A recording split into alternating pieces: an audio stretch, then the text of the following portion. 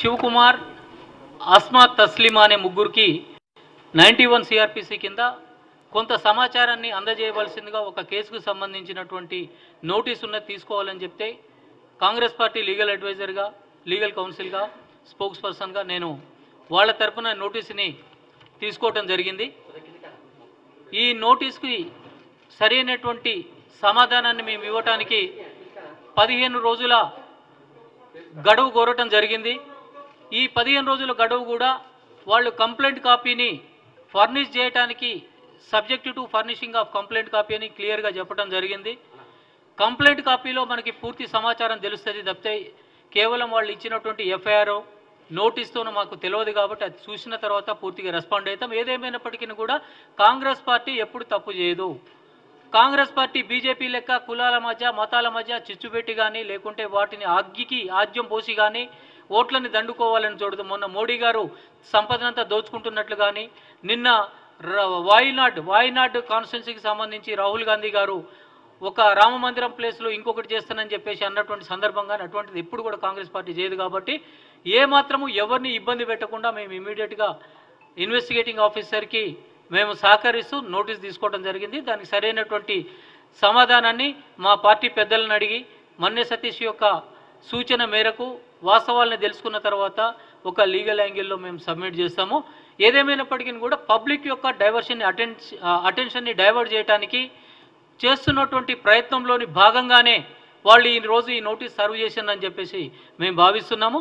దానికి ఖచ్చితంగా కూడా సరైనటువంటి స్థాయిలో మేము సమాధానం ఎట్టి పరిస్థితులు కూడా చెప్తాం. నోటీసు వాళ్ళు చెప్పేది ఏంటంటే మన సెంట్రల్ గవర్నమెంట్ మినిస్ట్రీకి సంబంధించి ఒక కంప్లైంట్ లాడ్జ్ చేసిండు. ఆ యూఆర్ఎల్ లింక్స్ ఒక 4 యూఆర్ఎల్ లింక్స్ ఇచ్చారు. ఆ లింక్స్ని క్లిక్ చేస్తే అందులో ఉన్నటువంటి కాంటెంట్ ఏందనేది మనకు తెలుస్తుంది. ఇంతవరకు ఆ లింక్స్ని మేము క్లిక్ చేయలేదు. ఇప్పుడు చేసిన తర్వాత మళ్ళీ కూడా మీకు సమాచారం చెప్తాము. ఆ లింక్స్ బేస్ చేసుకొని ఈ లింక్స్ని ద్వారా మీరు ఈ కాంటెంట్ని సోషల్ మీడియాలో అప్లోడ్ చేశారా లేదా అన్నది వాళ్ళ యొక్క క్లారిఫికేషన్ అడిగినారు. దానికి సరైనటువంటి సమాధానము మేము అది చూసిన తర్వాత చెప్తాము.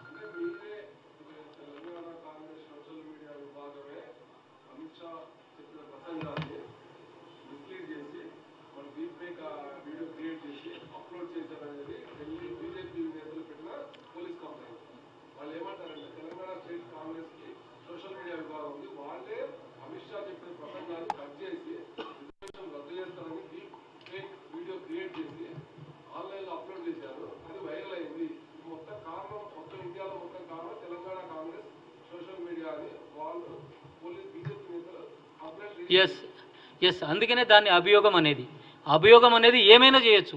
దాన్ని అభియోగం ఏంటారు కానీ వాస్తవం అన్నారు.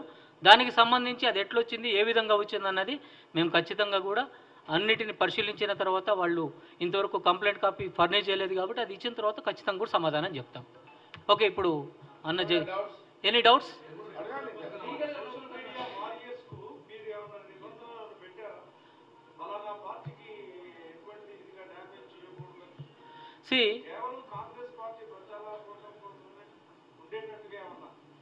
Congress party social media warriors మీరన్న భాషలో ఎంతసేపటికి నిబద్ధతకి, నిజాయితీకి కట్టుబడి ఉంటారు.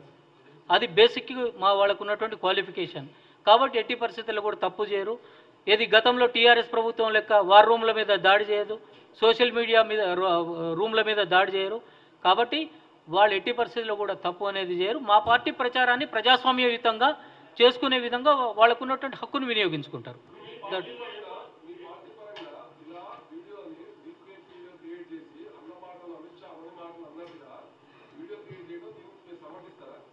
అంటే ఇప్పటిదాకానైతే అన్నారు అన్న విషయం కూడా నాకు తెలియదు, మీరు చెప్తున్నారు కాబట్టి మీరు చెప్పిన దాన్ని నేను చూసిన తర్వాత దానికి సమాధానం చెప్పగలుగుతా. ఇప్పుడే చెప్పలేను కదా. అంటే కాంగ్రెస్ పార్టీ 14 నుంచి 16 సీట్ల మధ్యన గెలుస్తుంది తెలంగాణ రాష్ట్రంలో.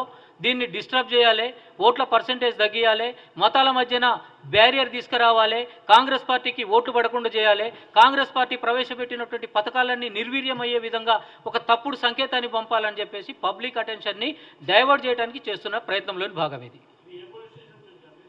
ఇది ద్వారకా అన్నారు. మొత్తానికైతే I think some special investigation team నుంచి వచ్చింది ఇది. Thank you. ఏమ్మా పర్యవసానాలు వాస్తవాలు బయటకు వస్తాయమ్మా అంతే.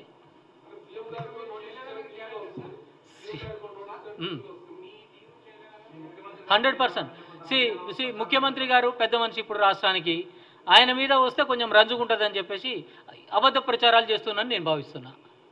Okay, thank you.